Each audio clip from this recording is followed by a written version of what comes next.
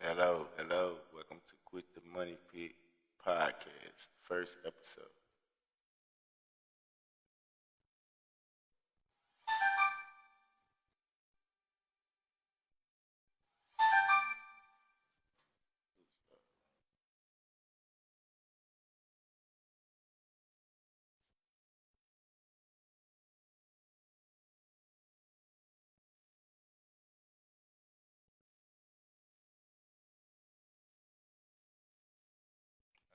I need you. I need somebody to look at.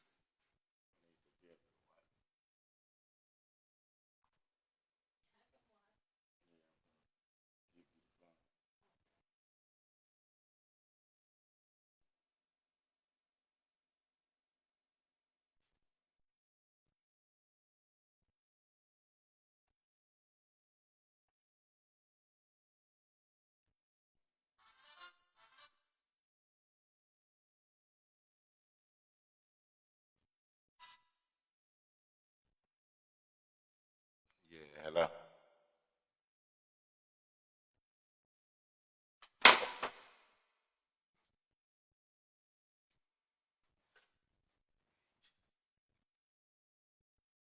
How far behind?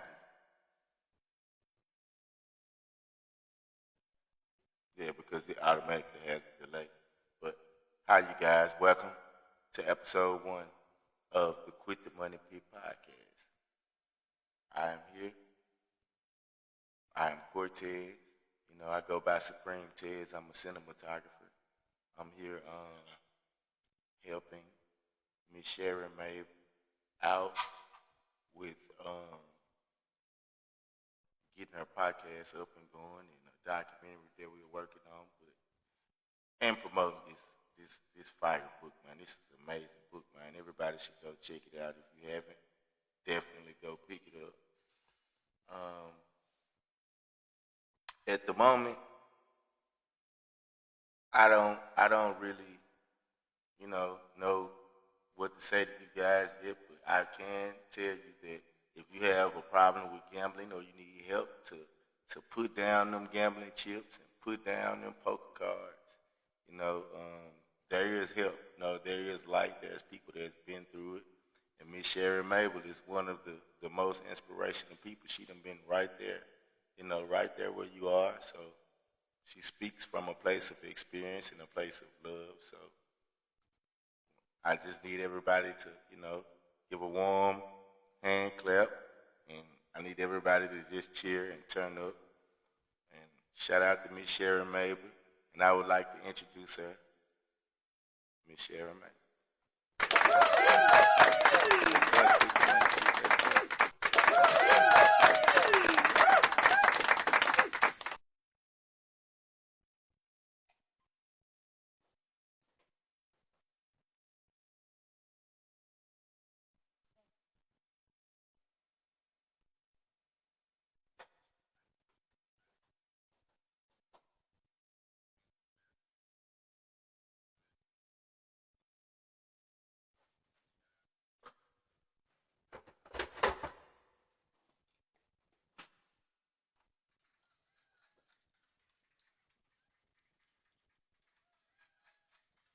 All right, all right. Well, hello, family and good people. I got to put my eyes on just so I can see a little bit better. How's everybody? Hopefully, everybody's doing well. Uh, I speak to you from a very humble position. Uh, the God of Israel put this on my heart to do this. People are struggling. I struggle. I know how hard it is. But I open by saying this. Welcome to the very first episode of Quit the Money Pit podcast. I'm your host, Sharon. And if you're listening to this right now, chances are you know the feeling. That heavy, sinking sensation in your gut when the lights of the machine fade or the final whistle blows and you realize the big win was just another deposit and to the hole that has no bottom. They call it a money pit for a reason. But today, we stop digging. This podcast isn't about money you lost. It's about the life you're going to gain back. We are here to talk about the psychology, the struggle, and most importantly, the massive, beautiful freedom that comes when you finally decide you're done being a spectator in your own life. With all that being said, I would like for you all to send comments so we can engage in the conversation on the things I just mentioned. And know this, I've been where you are. And I know the willpower alone isn't enough. You need a blueprint. That's why I'm launching this show alongside my new book, Quit the Money Pit, now available on Amazon. It's the raw, honest guide to how I walked away and how you can too. Today, we're breaking down the first step, the day zero mindset. Let's go and get into it. So at this point, I'm just waiting to see, does anyone have any questions, want to comment? But I know that this is a struggle. I've been there and I've done that. This is something that's shameful. It's hurtful. But you got to come to realization and terms with yourself and know that you were not born to be an addict.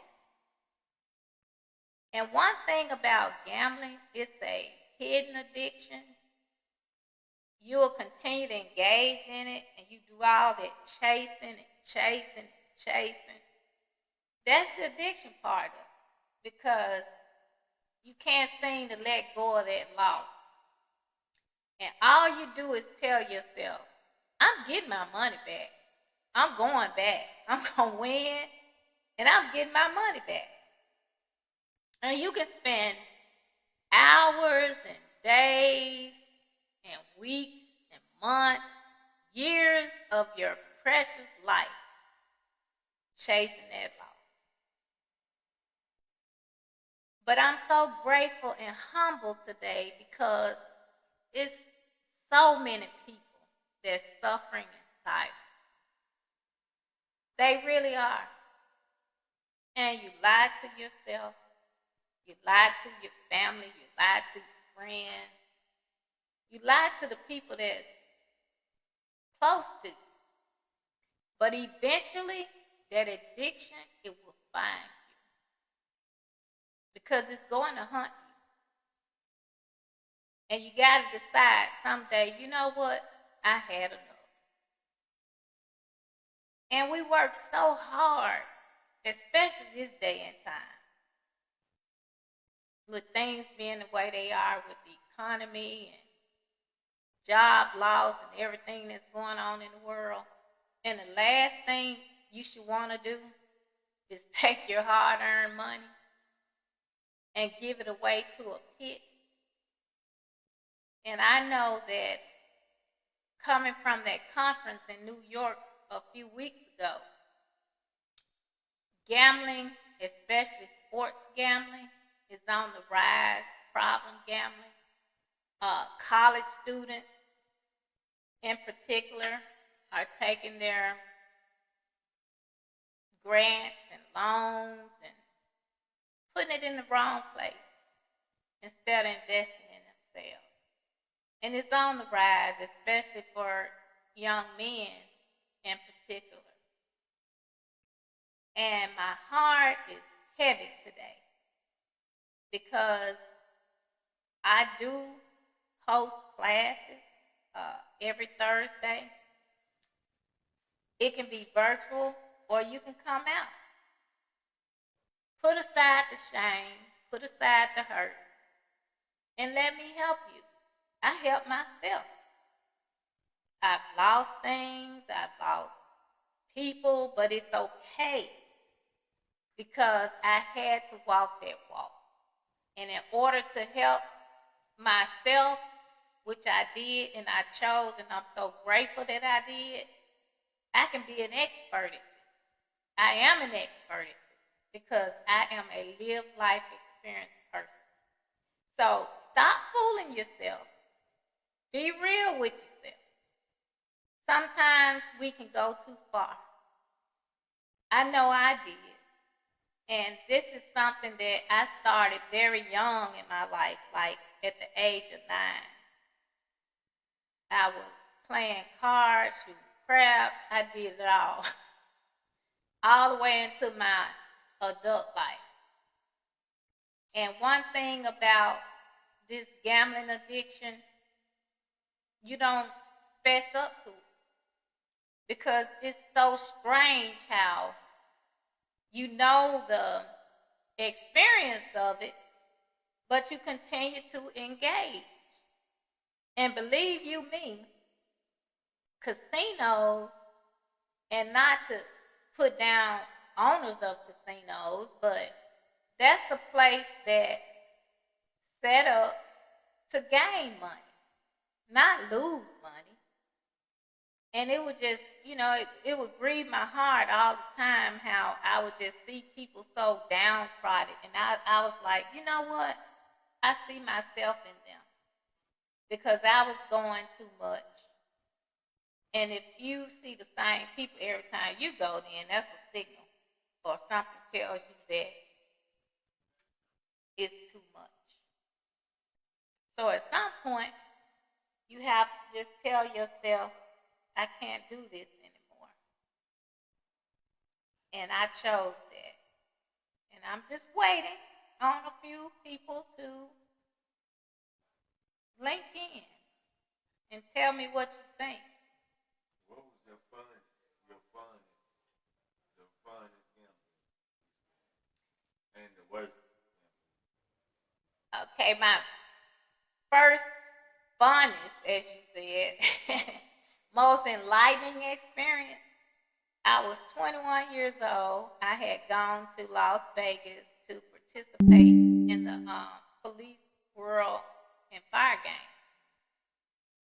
And the bells, Lord have mercy, they're on every block too. I mean, even when we local stores, airport, or whatever, the machines are right there. Yes, and I spent my days and nights up just gambling. When I knew I was there for another reason, and I did good. I mean, I still won a few goals, but I could have done better.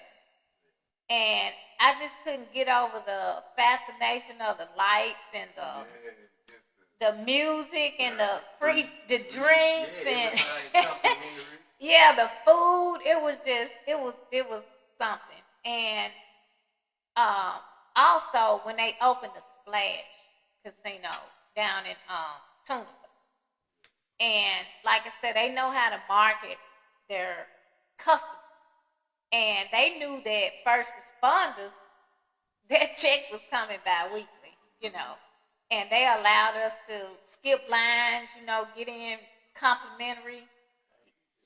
You couldn't beat that. And they had, at that time, they had steaks so huge and the buffets and the buffet and the performances.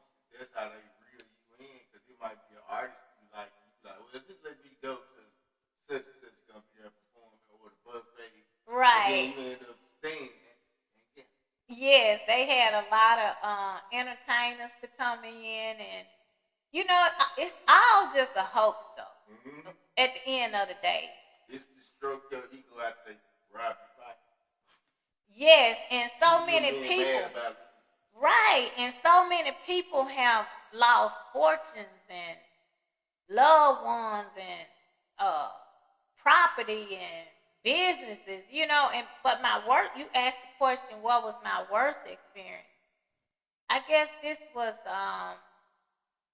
back in maybe the mid '90s, and my aunt, I was there with my aunt Della. We were there, and I had, everybody got their favorite machines they like to play, and we were, just kind of like walking through the casino, and they had this section what they call high limit. And this particular gentleman, he was engaging in playing the high limit machine. And I know this man gained. I don't know I'm just going by what I saw.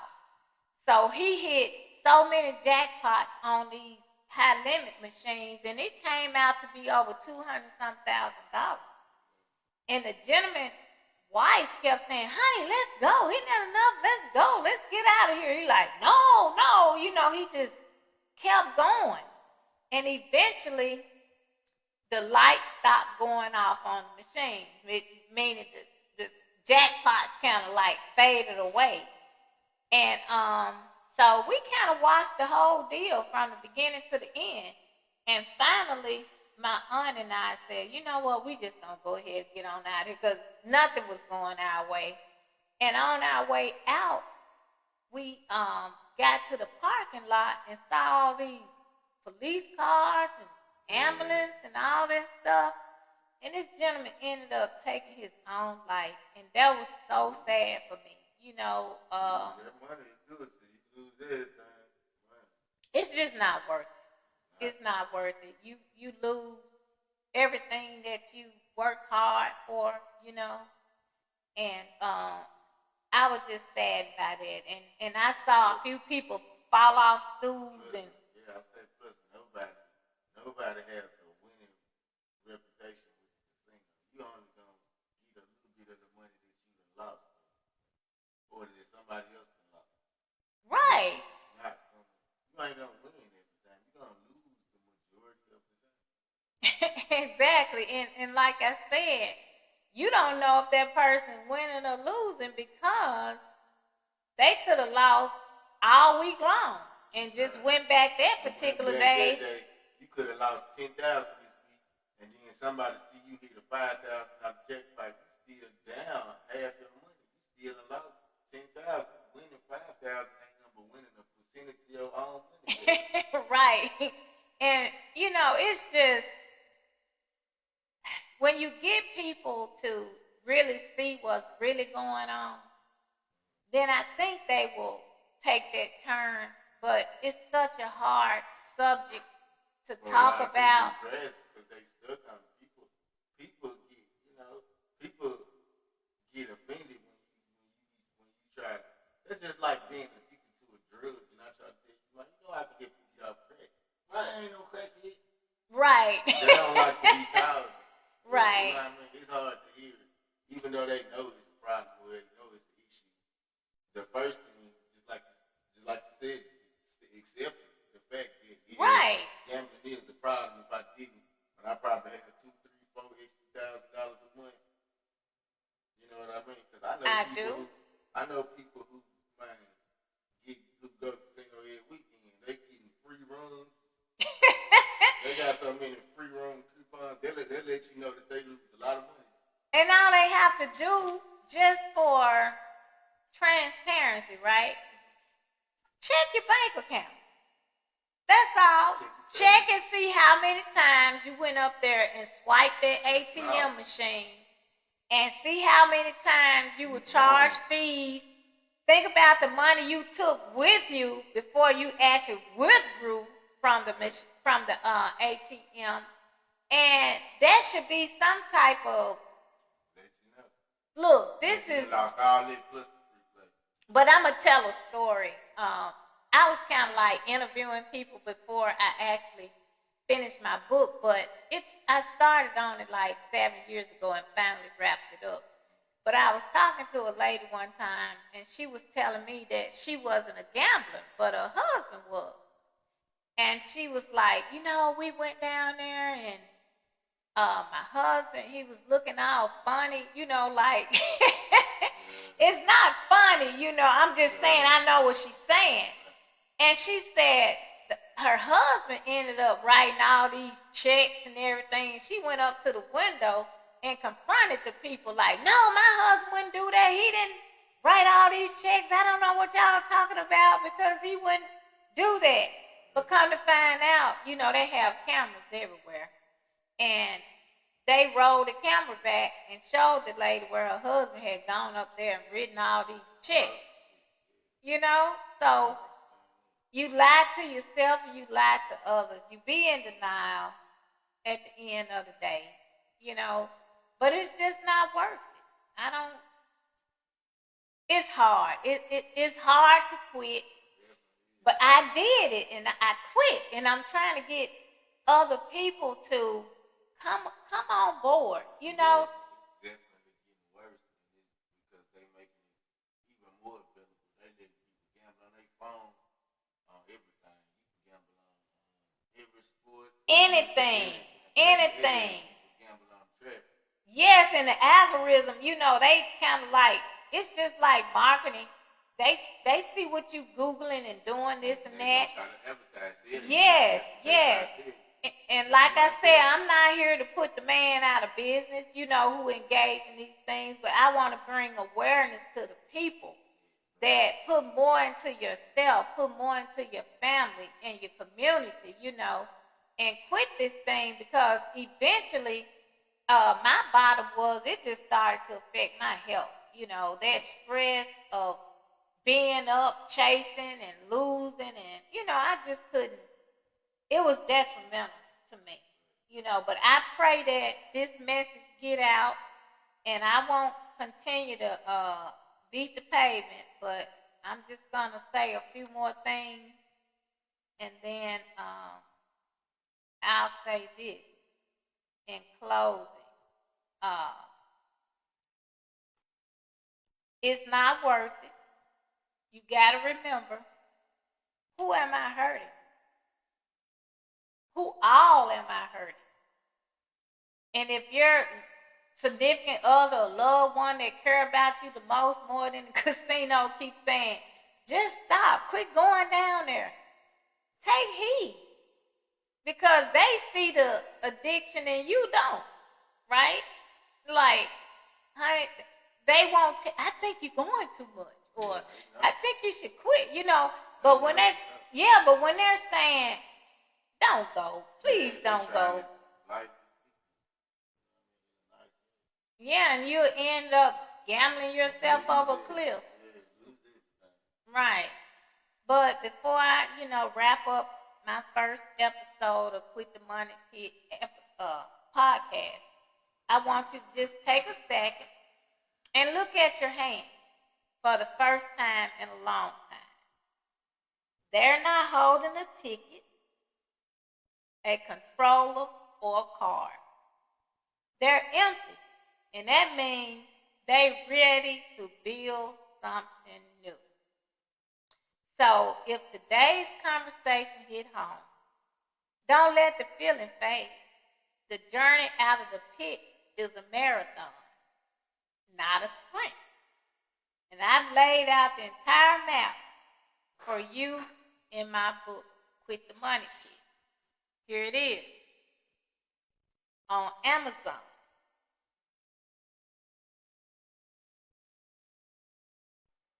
Or you can check my link. Everything is at the bottom of my link. It's more than just a story. It's a tactical guide to reclaiming your time, your finances, and your self-respect. Just click my link below and grab your copy. Start reading tonight, and let's make sure it was the last day one you never need. I'll see you in the next episode. Quit the Money Pit. Let's go.